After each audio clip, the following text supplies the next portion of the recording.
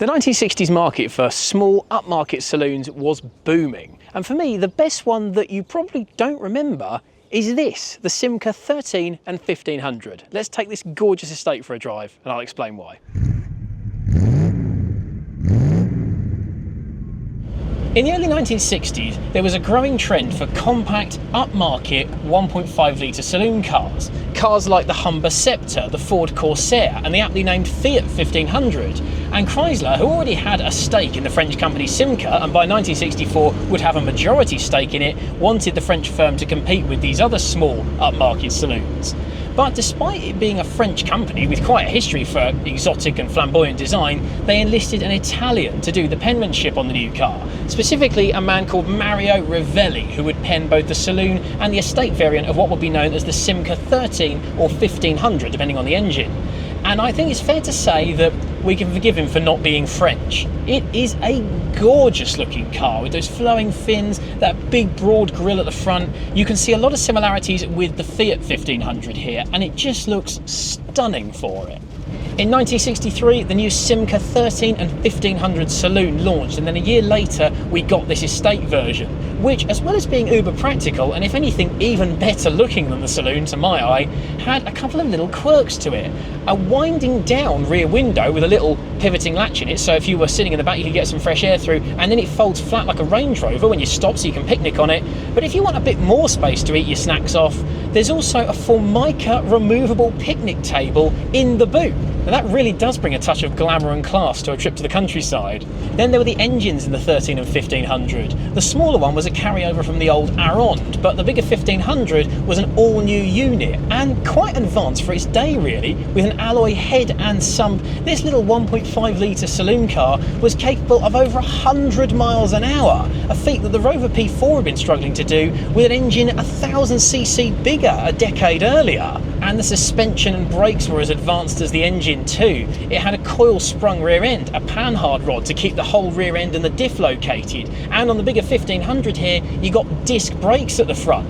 And as a result, this early 1960s family wagon drives so much newer than its years. The steering's got a lovely weight to it and it's nice and responsive. You get a good idea of where the front end is, and you'll notice, being French, it is fantastically comfortable as well. It's just ironing out this undulating Kent country road here. Big soft seats, it's so comfortable. And if you stamp on the brakes, yeah, it'll pull your eyebrows out as well. As you can probably work out then, the Simca 13 and 1500 were a great package, and the press absolutely loved them at a time when British press weren't always very charitable to foreign produce, if you know what I'm saying. But even they found little to criticise on this car. They loved its looks, its comfort, its well-equipped interior with its wood trim and its vinyl and its chrome trimmings and high equipment levels, and its lovely central mounted clock and that gorgeous sort of Art Deco style speedo.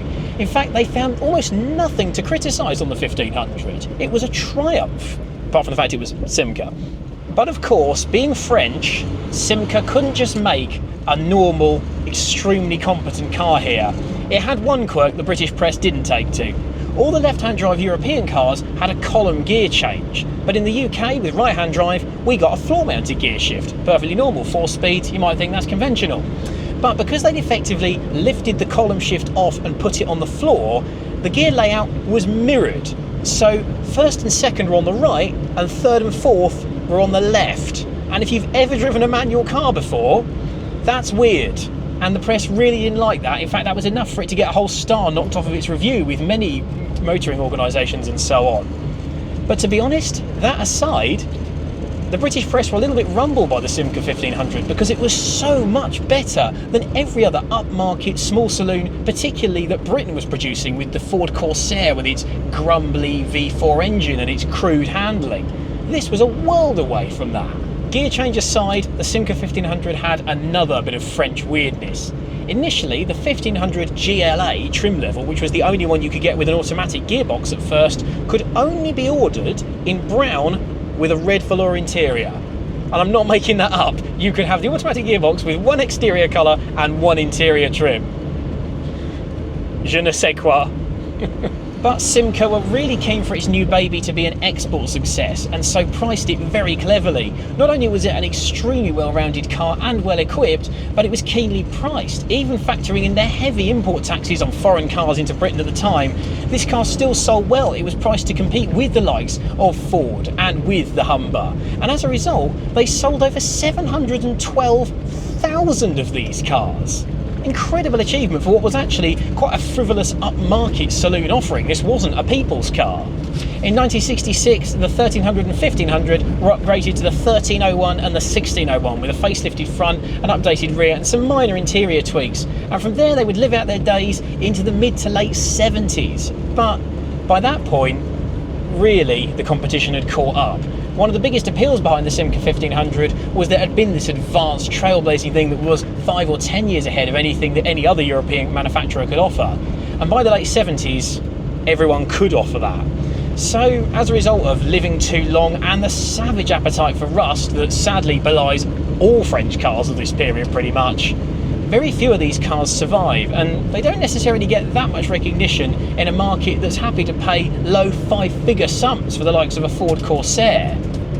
And I think that's a real shame, because this is a fantastic car. We're at the end of a gorgeous day driving all manner of Simca and Chrysler Europe and Roots cars that you've doubtless seen in other videos or you will do soon. And for me, this could be the best one. I love the way it looks, I love the way it drives. The engine is a sweetie, it's eager and it's revvy. The interior is this glamorous, roomy and comfortable place to be, and it's great fun to drive, and it doesn't feel anything like the 60-year-old platform that it is. It feels remarkably modern, and it still puts a smile on your face. The advert for the Simca 1500 said change for the better, and if you're used to British classics of this time, try the Simca 1500 out and you'll find it really is. But why don't you let us know what you think? Have you got any memories? Have you driven or owned a Simca 13 or 1500? And would you choose one over the British alternatives? Also, don't forget to thumbs up, like this video, and subscribe for all future Classics World content, including some other Roots and Simca stuff. And we'll see you again soon. Au revoir.